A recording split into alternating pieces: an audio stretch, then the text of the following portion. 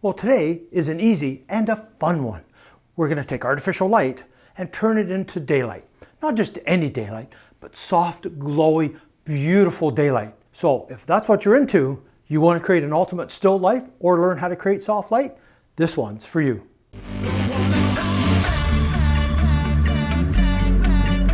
Well, here we are in the studio. Like I say, today is a fun one, creating that soft, dreamy light, and we're going to create a still life.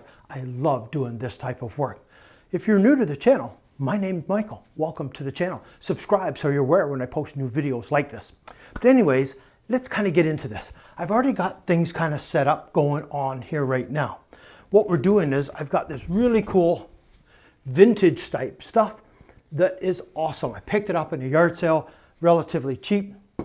I have used it before in the past because I love that retro vintage type look.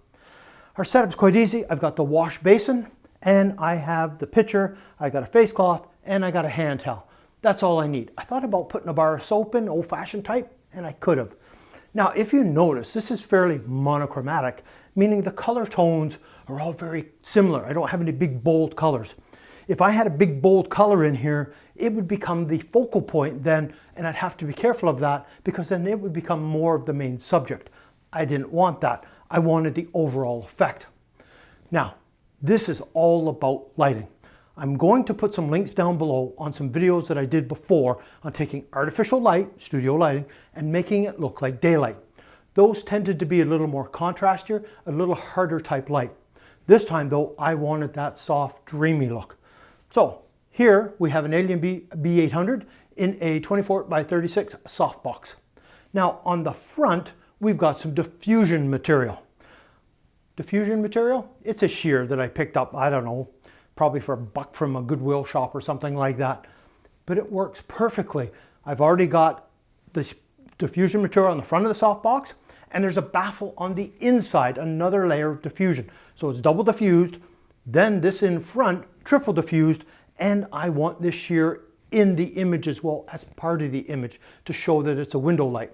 Now, on the back side over here, we have another Alien B800, and it's in a strip box. Strip box being, I don't want much light to fall on that background. From this side, direction of my light is coming this way. Kind of doesn't work well when you've got two powers equal both sides because your shadowing kind of gets weird and it doesn't give the look you want. So my light direction is this way. This is just helping soften and fill out the scene a little more for me. It also has a diffusion panel in the front. Now hang on a sec and I'll show you kind of what this diffusion stuff's like. So this is the piece of diffusion material. It's another baffle to go in a softbox. And you can see it's a fair sized chunk that I can use to put in front of lights here, and I can soften it out even more. I've just ordered one, and it's 2 yards by 60 inches of diffusion material. So I can make a giant scrim. I do have a Elastolite highlight, which is 6 feet by 7 feet. If I put that here as my main light, put 2 studio lights in it to light that bad boy up, it creates a beautiful soft light look. I'm going to put a link down below to where I turn that into a window with a Victorian bench and stuff in front. Man, looks awesome. So I'll put a link to that down below. Toss that aside there. The lighting is fairly easy on this. If you notice, I have the softbox right up tight to my table surface. The reason being, the closer your light is to your subject, the larger the light is. The larger the light is, the softer the light is. The light will also tend to wrap around more. If I take this back 5-6 feet, it now becomes a smaller light source, a harder light source. So my shadows won't be soft. They start getting a bit of an edge. Even though it's a fair size softbox, it becomes smaller. It's like the sun way up in the sky. That's why at 12 noon, you got those hard contrasty shadows. Bring that sun in nice and toasty close, and it's a large light source, and everything would soften out. Exact same principle. So you want everything fairly close. Now, if you're wondering about this little piece of wood I've got here, that's in case some of this showed within the image, it would show part of a window frame, so to speak. So it just adds to that image and adds to the composition. Now, like I say, I've got the soft box on this side here, the strip box, just to fill in. because I was getting a bit too much shadowing for what I wanted. I wanted the flatter light look and the more glowy light look.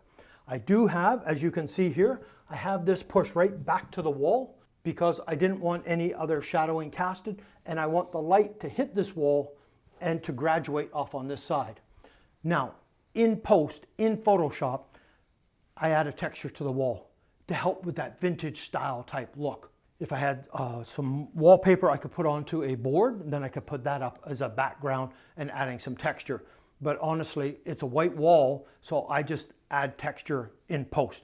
I've done it so many times, I find it quick and easy to do now. If you're interested in learning how to do it, let me know down below, and I can do a video on how you can add background textures and stuff in Photoshop. I know someone's going to ask me, what are my camera settings? I've explained this multiple times in videos. Honestly, for you, it doesn't really matter. Your studio is different than my studio. Your ceiling heights, wall color, distances will all change, so my light settings won't be the same as yours.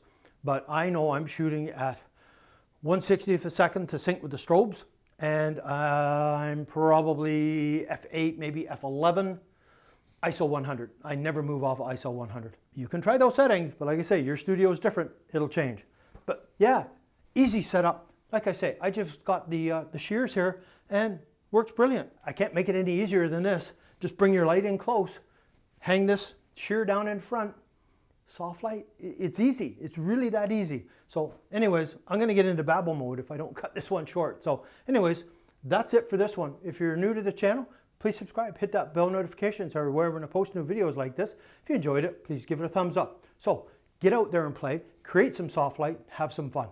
So until the next time.